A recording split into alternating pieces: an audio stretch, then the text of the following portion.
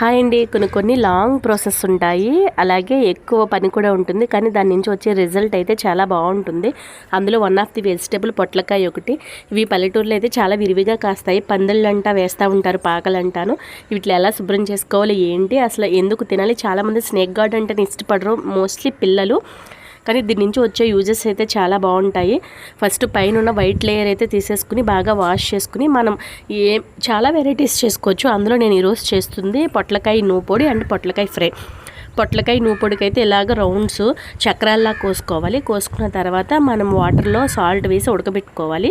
దాని తర్వాత దాన్ని పాలార్చేసి పక్కన పెట్టుకోవాలి. దానికోసం నూపొడి వేయించుకుంటున్నాము.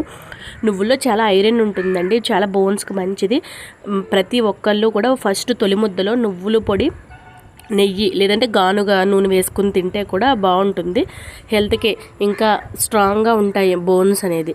ఇవి ఎలా చేయాలి అంటే నువ్వులు వేపుకున్నాము ఫస్ట్, అలాగే విడిగా ఎండుమిర్చి వేపుకోవాలి. ఈలోపే మనం ఒకటి తాలింపు పెట్టేసుకుంటున్నాము. ఏంటంటే అన్ని రకాల పోపు దినుసులు అవన్నీ వేసుకుని తాలింపు వేసుకోవాలి. లాస్ట్లో నూపొడి అనేది యాడ్ చేసుకుంటామే. చూసారా, ఎల్లుల్లిపాయలు వేసాము, జీలకర్ర వేసాము, కొంచెం సాల్ట్ వేసుకుని గ్రైండ్ చేసేసుకుంటే నూపొడి అనేది రెడీ అయిపోతుంది. ఈ ఫ్రైలోకి ఎందుకంటే రౌండ్స్గా కట్ చేసింది ఆల్రెడీ బాయిల్ చేసాము దానికి, సో ఎంతో టైం పట్టదు. అవి వేసుకోవడమే. ఇంకొకటి ఏంటంటే ఫ్రై. అసలు ఈ పొట్లకాయ తినడం వల్ల ఎక్కువ బ్లడ్ ఇంప్రూవ్ అవుతుంది. అలాగే కాల్షియం, మ్యాంగనీసు, ఐరన్ కూడా పుష్కలంగా ఉంటుంది.